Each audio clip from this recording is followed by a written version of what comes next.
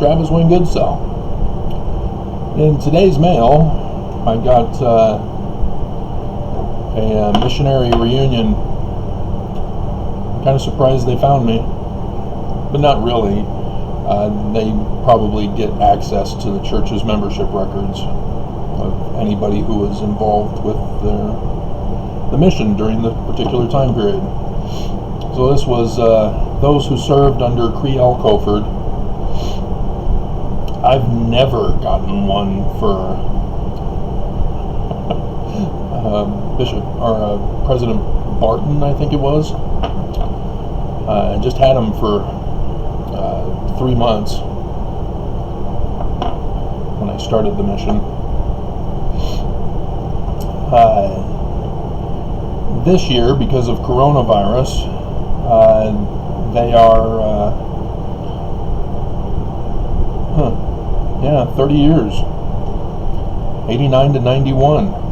91 was when Benson changed the temple, taking out the penalties, taking out the pastor,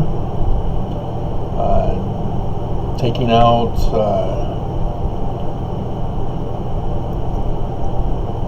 can't remember what else, but 30 years for that too.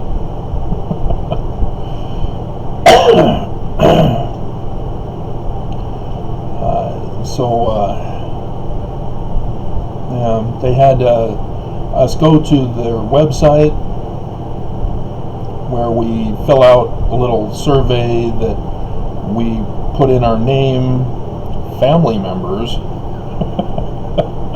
That was left blank for me. Contact information, I just put West Valley City, and then the message for the Colfords.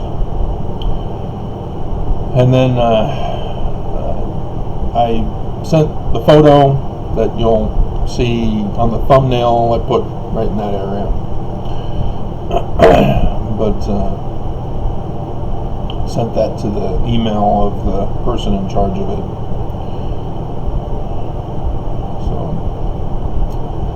yeah, it's getting to be close to summertime as missions are doing their reunions now, and I never participated in any of the previous ones, but this one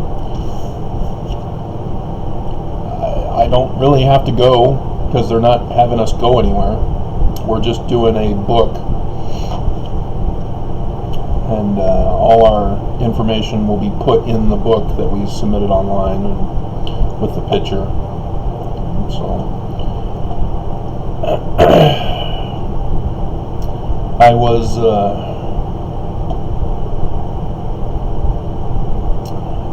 they asked for my occupation, and so because I get paid for it, it's my occupation. You don't have to be a PhD, but I put Paleo-Hebraist and Egyptologist. You don't have to be a PhD, you just have to get paid for it.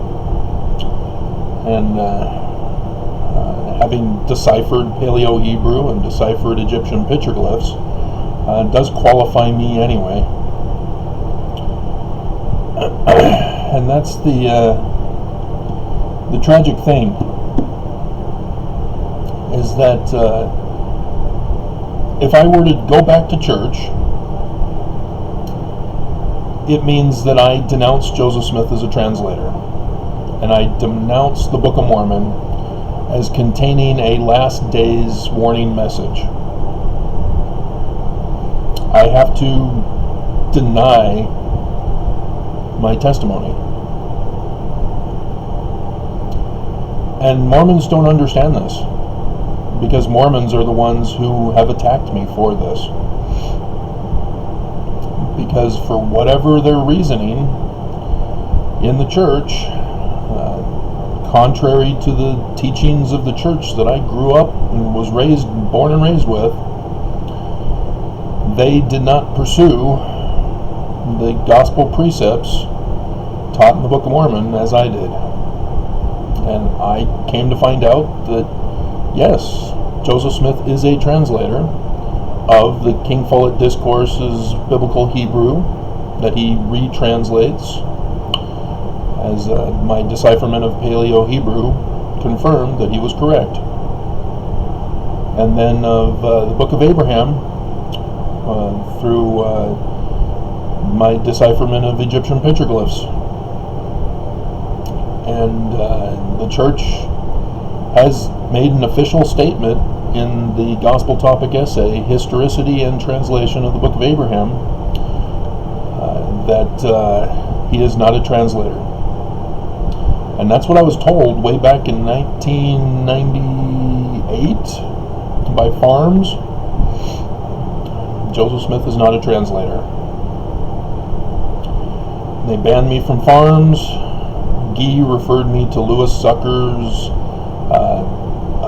lecture transcript that he gave at BYU.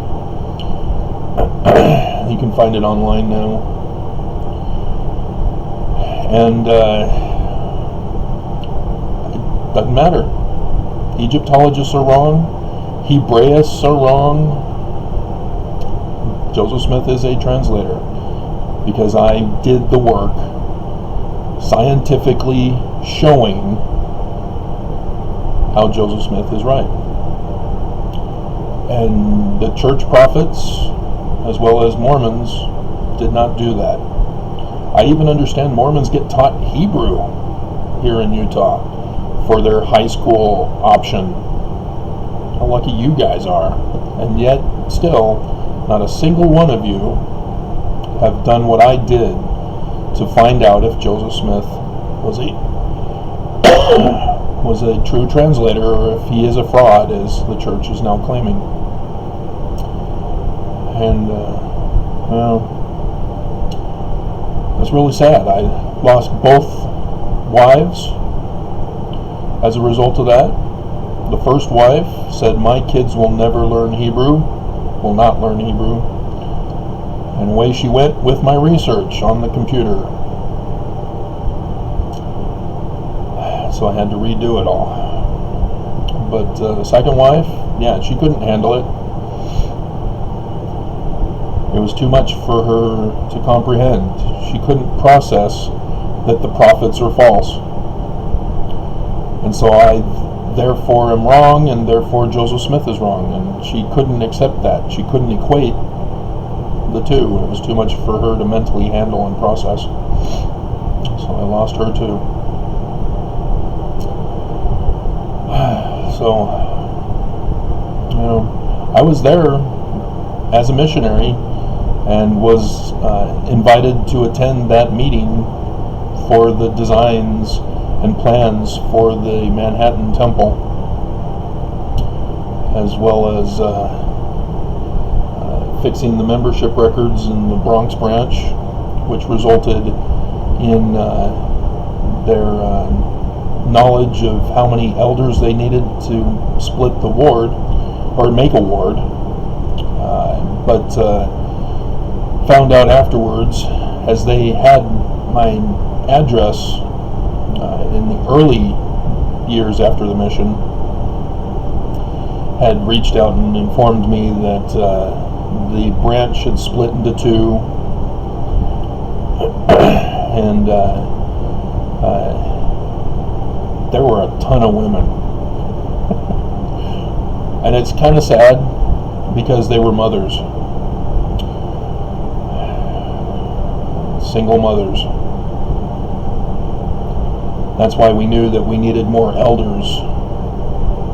And so they tried to get the elders to look for men to convert, but there are just so many single mothers.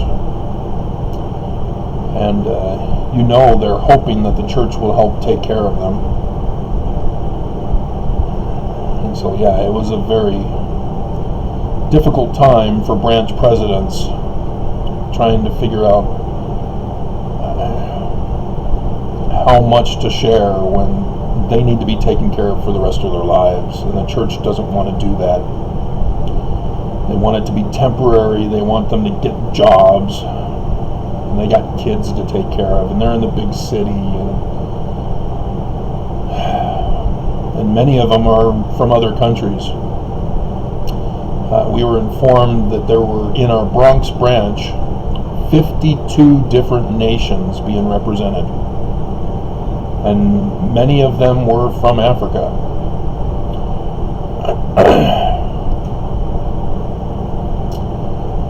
So it's good memories, but looking back, realizing that the church is false because they don't support Joseph Smith, and I know he is a translator. I know that the Book of Mormon has that warning message for us, and the church just refuses to accept it. Therefore, they're wrong. I cannot deny my testimony. And though the church is trying to have me assassinated, they've economically destroyed me. They've ruined my reputation. I've lost all family, not just the wives.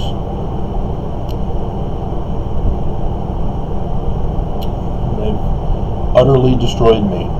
And the bishop, I've told you about him, I don't want you publishing that Joseph Smith is a translator. Why do you bother coming to church? You're going against the prophets. Yeah. Question is, why aren't you leaving the church then? I mean, he got up in church one fast and testimony meeting after I had been known that Joseph Smith is a translator, and gave his version, which was just the generalized rote testimony. I know that Joseph Smith is a translator, probably said by the gift and power of God. Doesn't matter. He doesn't know. He didn't do what I did to know Joseph is a translator. He lied. That's what you do when you give a testimony when you don't have knowledge. I mean, every Mormon who says the church is true, you're lying. I know the truth. You say the prophet's true prophet of God, you're lying. I know the truth. You say the Book of Mormon is true, you're lying. I know the truth. And yet Mormons hate me. They want me dead. They want me destroyed. They want me silenced. They want me gone. And YouTube is helping with all the suppression that they're able to use on me with the computer technology. It's their channel. It's their site. If they do this, there's nothing I can stop them. I can't stop them. There's nothing I can do. I can try to figure out how to manipulate their analytical code, but in the end, they always win. And so I can't do anything. I can just continue to post videos, and they'll continue to suppress my videos.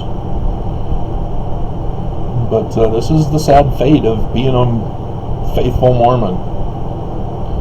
That you have Mormons who deny it, claiming that I'm the apostate, I'm the Antichrist, I'm Korahor, I'm anti-Mormon. This is my fate for the rest of my life.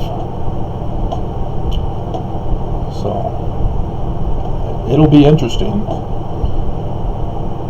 what happens as we are in the last days. But knowing that without righteous people stepping up and doing the right thing will never get done. Evil wins when good does nothing. And evil is winning. And good are not doing anything. And I understand an individual like myself can't do it. They're too powerful. Their reach is in everything around the world. That's their whole intention. So, yeah, just thought I'd share that with you. That it's my 30th missionary reunion. And that's the status of my life right now. I should throw in one additional thing. I've talked about it before. I met my missionary trainer, the first missionary I had when I went out to Massapequa Park. I met him. He was the manager at the old Walmart on State Street. It's now gone, and he was transferred down to the Walmart in St. George, I think, somewhere south. But he he asked me if I was married. I said divorced, and his countenance just dropped. That was with the first one, obviously. Yeah, he wanted to end the conversation right there. He didn't want to continue anymore. He was devastated. It was like I was now an evil person. I don't know. And I had met Horsley one time at the Smiths out there in South Jordan, right by the temple. I was walking across the parking lot into the building. He came riding up, stopped right in front of me, parking his big old four-wheeler. It was like a monster truck. But he got out of it and saw me and went, "Hey, good sir." And here I am saying, "Oh yeah, I'm divorced."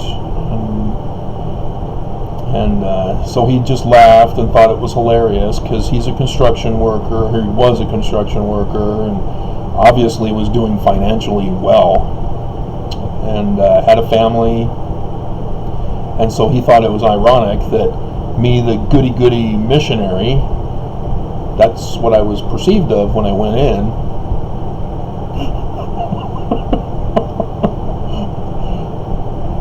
As he was considered the slacker. And he thought it was funny that he turned out successful and prosperous, and I turned out to be a loser and a failure. So that's what you get for having a testimony of Joseph Smith in the Book of Mormon.